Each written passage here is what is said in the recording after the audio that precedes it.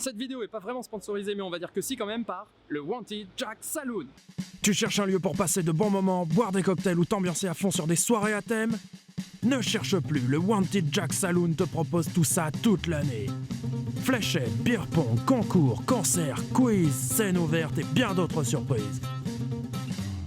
Au Wanted Jack Saloon, c'est une équipe de 6 personnes qui t'accueille tous les soirs à partir de 17h et avec le sourire.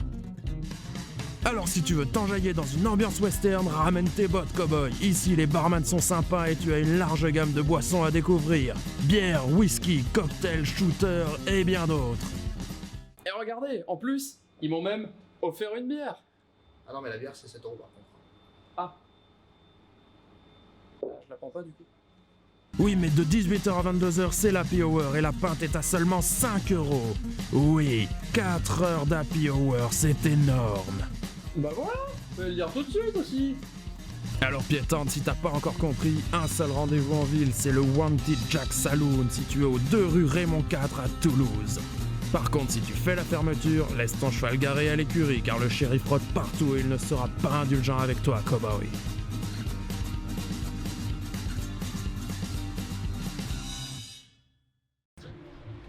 Il est où, gros cheval, putain?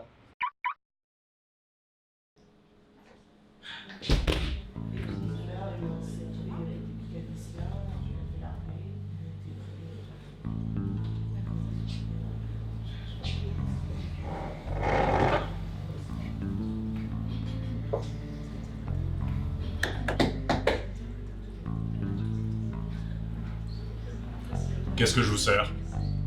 Une bière.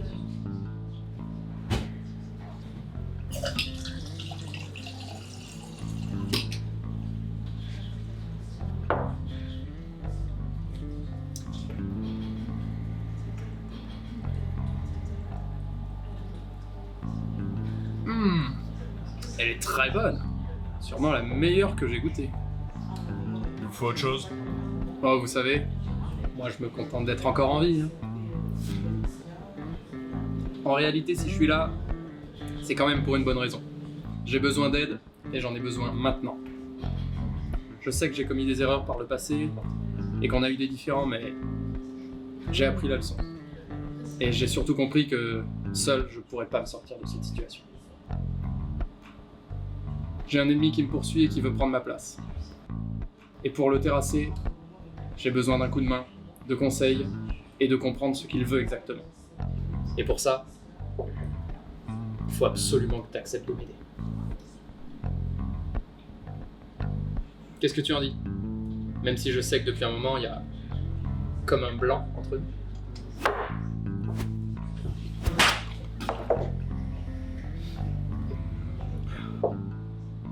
Ça fait plaisir de te revoir.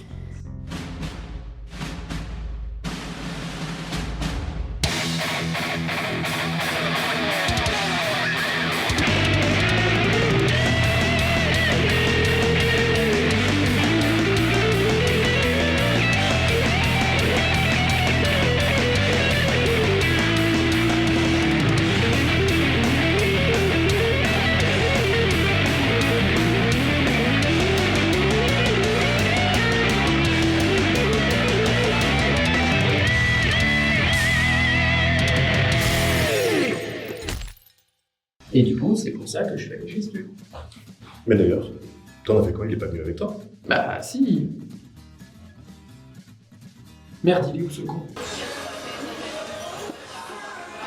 Qu'est-ce que je fais là, moi? Voilà. Waouh. Mais attends, t'es allé chercher toutes mes affaires dans mon ancien appart? Je me suis dit que quitte à t'aider, autant que tu sois pas dépaysé.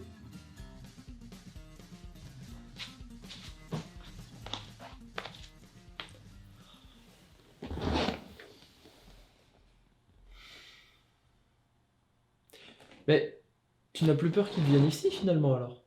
Bah, je me suis dit que si même toi t'arrives à me retrouver alors que j'ai déménagé, il saurait en faire autant s'il le souhaitait. Mais alors, ton refus et tout ça, c'était juste un genre de test en fait. Je vois pas de quoi tu parles. Merci à toi en tout cas. Attends une seconde. T'as forcément installé tout ça avant que je revienne te voir. Bienvenue à tous dans mon nouveau décor. Aujourd'hui, on va apprendre tous ensemble à faire voler des gens à coups de gros calibre.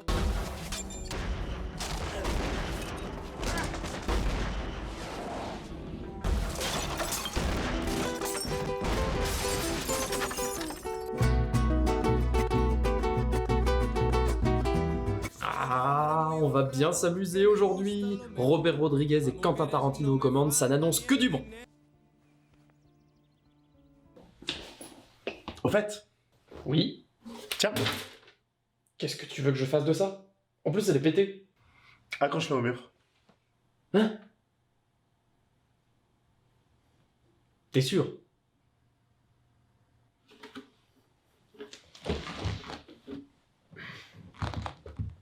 Comme ça? Mais elle peut même pas s'accrocher? Regarde. Wow! Mais comment est-ce que... Quoi? Pardon, j'étais à la cuisine. Non, rien, laisse tomber. J'avais pas envie de savoir en fait. Ok. Bien, Desperado nous raconte donc l'histoire d'un mariachi mexicain joué par Antonio Banderas qui est à la recherche d'un type nommé Bucho, avec qui il a un passif houleux et il recherche donc à se venger de lui. Grâce à son acolyte joué par Steve Buscemi, il sait que dans la petite ville de Santa Cecilia, les gringos de ce bar connaissent le nom de Bucho et c'est donc là qu'il va se rendre pour obtenir des informations. Et croyez-moi, les infos, ils ne les demandent pas comme vous et moi quand on cherche notre chemin. Le monde réel. Bonjour, excusez-moi, où se trouve la gare routière s'il vous plaît? VS, le monde de Desperado. La gare routière, elle est où? Elle est où? Avant que le mariachi ne se pointe au rad, le patron passe un coup de fil au dénommé Bucho, antagoniste du film, qui est apparemment à la tête d'une armada de gros blaireaux. On va pas se mentir, hein. Ouais, la bagarre. La bagarre. Non mais en vrai, j'exagère à peine, je vous jure. On va avoir l'occasion de le découvrir au long du film. En attendant, admirons ce personnage de jeu de combat s'amuser gentiment face à son petit camarade. Dommage pour Christo. Ouais, bon alors je te disais. Attendez, on est sur quel genre de patron là? Un de ces hommes vient de mourir et il s'en branle royalement. Et lui? Eh bien, plâtrez-lui cette jambe et bienvenue dans la famille. Quelle belle famille. Revenons à notre bar Tarasco. On se rend très vite compte que les gérants sont là clairement pour une couverture d'un tout autre business, comme le dit clairement le patron. Bière à chier, service à chier, les gens devraient savoir qu'il faut pas venir ici.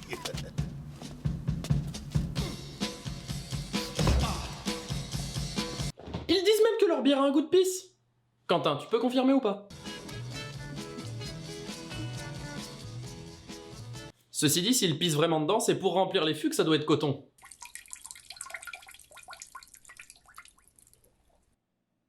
Oh merde. Tavo! Il me reste la moitié du fût à remplir et j'ai plus envie. Tu fais chier, merde, à chaque fois c'est pareil, je t'ai dit de boire plus de flotte avant de te coucher, putain. Le mariachi arrive devant le bar et se détend un instant en montrant un petit air de guitare à un gosse pendant que dans le bar, Tarantino raconte la meilleure blague du monde. Que pour des raisons évidentes, je ne vais pas vous passer ici car elle dure 2 minutes dans le film.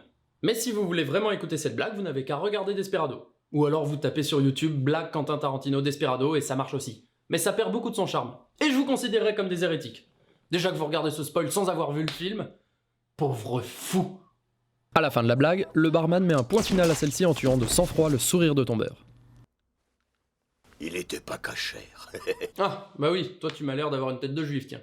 Aïe aïe aïe aïe aïe. Et Tarantino suit dans l'arrière-boutique l'autre gérant pour le petit business de sous la table. Et c'est à ce moment-là que notre mariachi fait son entrée dans le bar. Le barman un peu stressé, après avoir eu connaissance de ce qui est arrivé au précédent bar, dans lequel El Mariachi a mis les pieds, le prive de son étui à guitare et on se rend très vite compte que tous les clients actuels du bar font en fait eux aussi partie de la famille de Bucho. Donc en fait, depuis le début de journée, tous ces gringos s'étaient installés aux tables, l'air de rien, mais sauf qu'ils avaient tous un putain de fusil ou une mitraillette plus grosse que leurs jambes à côté d'eux. Mais ça, c'était caché. Mais... Monsieur, vous avez une arme à feu?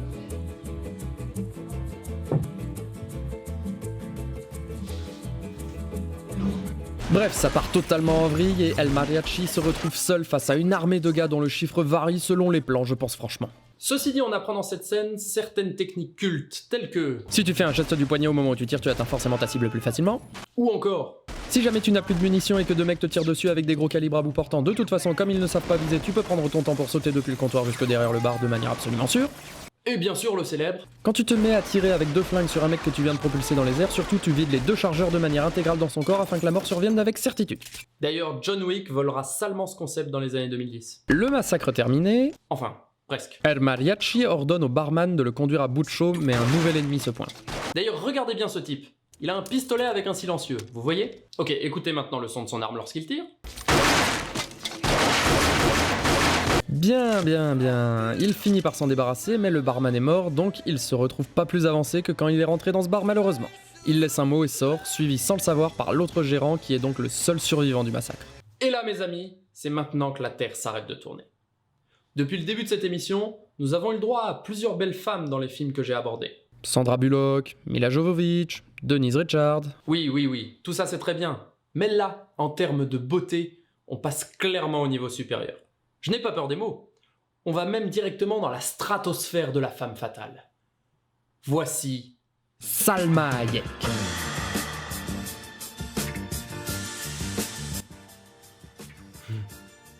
Oh.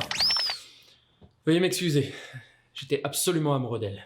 Elle fait donc son apparition en provoquant carrément un accident et va très vite croiser la route du mariachi. Il se débarrasse de son assaillant tout en ayant pris une balle dans le bras et sauvé cette fille au passage. Peu de temps après, Bucho et sa bande découvrent les cadavres au bar ainsi que le mot laissé par El Mariachi. Bucho prend donc désormais au sérieux la potentielle menace qui plane sur lui. Ensuite, Carolina soigne le héros et ils apprennent à faire connaissance. Elle découvre au passage qui il est et lui file à l'église pour se confesser. Bucho envoie quant à lui ses sbires en ville à bord d'une voiture blindée pour trouver le responsable du massacre du bar. En spécifiant clairement que s'ils voient un type qu'ils ne connaissent pas, ils le descendent. Punaise. Imaginez faire ça dans une grande ville. Bonjour le génocide. Toi je te connais pas. Toi non plus. Toi non plus. Ah, salut Pedro, ça va? Toi je te connais pas. Le compagnon du mariachi lui dit qu'il arrête de l'aider car Bucho est un type trop dangereux et avant même qu'il ait pu faire 100 mètres hors de l'église, il se fait tuer au couteau de lancer par 7 hommes qui blessent également notre héros.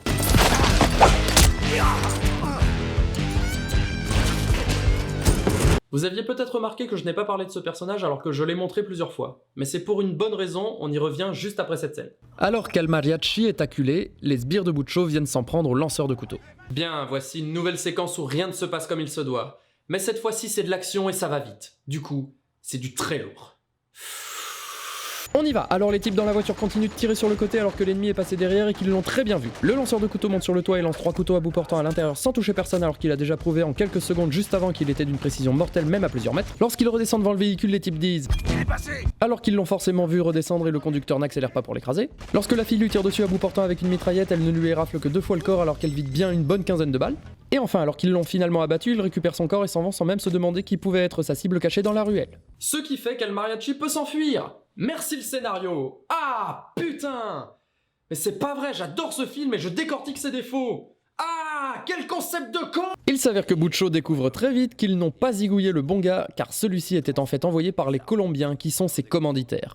Et c'est pas très bon pour le business, ça. Et alors que Bucho croit dur comme fer qu'il y a bien un autre type qui veut sa peau, il repart lui-même en ville. Il va directement se rendre dans la librairie de Carolina pour l'interroger. Pendant qu'il discute avec elle, notre mariachi, caché derrière le comptoir, se fait discret, hésite et charge son arme le plus lentement et discrètement du monde. Sérieusement? Il se fait discret? Alors que depuis le début, le mec flingue à tour de bras sans se poser de questions, dans le seul et unique but de trouver ce mec? Et là, qu'il est tout seul dans une librairie et que lui, il est armé, il a l'effet de surprise, il hésite. Il hésite. Ah, mais ce spoil va me rendre fou. Alors qu'El Mariachi et Carolina couchent ensemble, Bucho réfléchit et en déduit que même si Carolina a nié avoir vu l'homme qu'il recherche, elle lui a menti. Il va donc envoyer ses hommes pour les faire tuer. Et ça continue dans la connerie. Bucho a réussi à employer les moins bons viseurs de tout le Mexique. Chapeau. Ils arrivent à tous rater des cibles immobiles et acculées, c'est quand même une prouesse. Mais vous savez même pas vider ou quoi? D'ailleurs, ce pauvre type, après s'être fait descendre par Carolina, reprend 2 balles dans le corps.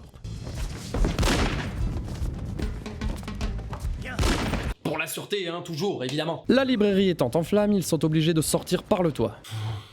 Vous le savez très bien que comme c'est encore une scène d'action, je vais m'agacer. Ils doivent sauter d'un toit à un autre, qui n'est pas très loin et en contrebas. Jusque-là, ça va. Mais il y a des types dans la rue en dessous qui tirent sur notre héros, ainsi que d'autres qui arrivent derrière lui alors qu'il n'a pas encore sauté. Et là...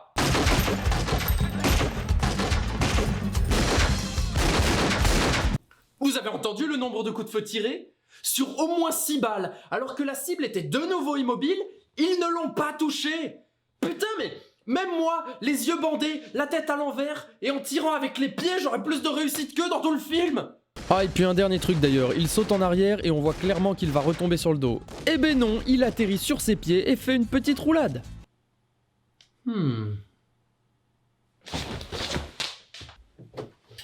Tu vas voir. Moi aussi, je suis capable de le faire. Finissons-en s'il vous plaît. Avant que je me fasse plus mal encore. Butcho arrive sur les lieux, El Mariachi l'a dans sa ligne de mire, mais finalement ne le tue pas. Quoi? Tout ça pour en arriver là et t'hésites? T'hésites encore? Tu le tues pas? Je veux bien croire qu'on puisse avoir du mal à retrouver un homme en fuite. Comment il peut vous échapper quand vous savez où il se planque? Dès que vous voyez un inconnu, l'un de vous là-bas. Tenez, ce mec-là, je le connais pas, et il a un flingue. Alors, qu'est-ce qu'il y a de compliqué à ça, hein? Alors autant lui c'est vraiment une ordure, mais au moins, il hésite pas, bordel de merde!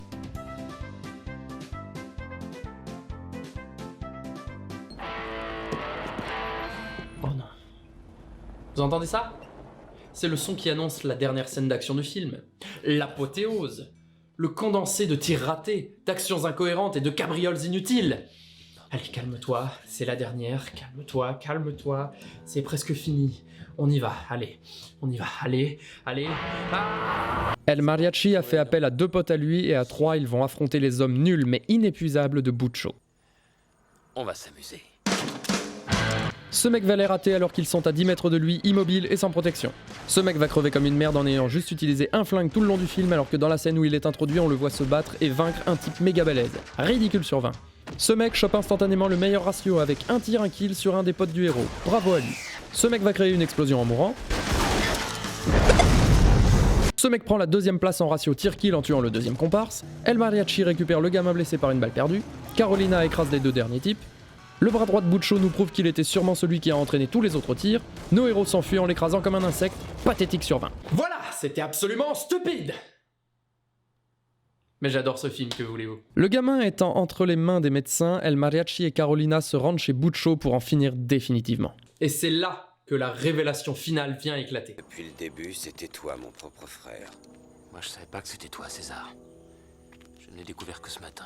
Oh, le drama! De toute façon, on sait très bien qu'ils sont tous dans une impasse. El Mariachi est désormais seul face à son frère et ses derniers hommes armés jusqu'aux dents. Ainsi, les courtes négociations se terminent en tuerie, fondues au blanc, indiquant la mort héroïque de... J'ai tué. Était le père de quelqu'un. Putain, mais il est increvable! Pas de bol ce qui lui est arrivé. Mec, tu sais que c'était son frère quand même. Ouais, et alors? Eh bien, je te considère un peu comme mon frère et je voudrais pas qu'il t'arrive quelque chose à cause de moi. Surtout si mon antagoniste sait que je suis venu ici. Bah, t'inquiète. Mais d'ailleurs, comment il peut savoir où tu es à chaque fois? Eh bien... Oh. Eh bien, c'est parce qu'il est moi. Oh. Mec, je sais exactement où on doit aller pour obtenir des informations. Comment ça, on? Ah, te voilà! Tu viens me voir quand t'as besoin de conseils. Alors que je n'ai même pas eu le droit à une seule apparition. Pire, pas une seule référence depuis ton synthétiseur. Papa, bordel! Mais vous vous êtes tous passé le mot pour péter mon 4e mur ou quoi? Et puis je t'ai déjà dit, c'est juste teaser. Me parle pas comme ça, hein. Bon allez, restez pas là, entrez. Bon papa, c'est très sérieux. On est venu car j'ai effectivement besoin de conseils de ta part. Alors mon garçon, je t'ai déjà dit, si tu trouves pas le trou... Non. C'est pour un autre sujet. D'accord. Tu veux ma bénédiction pour ton copain, c'est ça? Pardon? Ah mais t'en fais pas, hein, le fait que tu sois black ne me dérange pas du tout. Mais vous êtes sérieux? Bon, oui, je sais. T'as peut-être pas l'habitude d'une telle ouverture d'esprit. Mais... C'est normal, je sais, c'est pas gêné. Mais vous êtes cinglé? Arrêtez votre délire, on n'est pas là pour ça! Mais qu'est-ce que j'en sais, moi? Il a jamais ramené une gonzasse à la maison.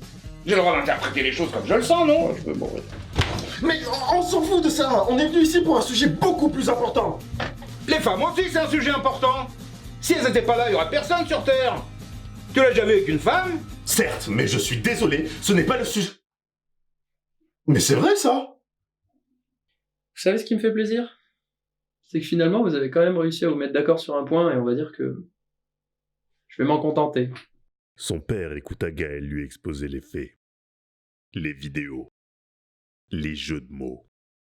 L'antagoniste. Ce n'est pas tous les jours que l'on se retrouve papa d'un fils qui a un clone maléfique. Il prit ça assez bien. J'ai l'impression que je vais vomir. Ça va aller, pas? Il y a un deuxième toit dans la nature? Mais bordel, on n'est pas sorti des ronces. Si vous êtes tous les deux à galérer au niveau gonzesse... Papa! Bon, ça va. D'après ce que tu m'as dit, voilà comment je vois les choses.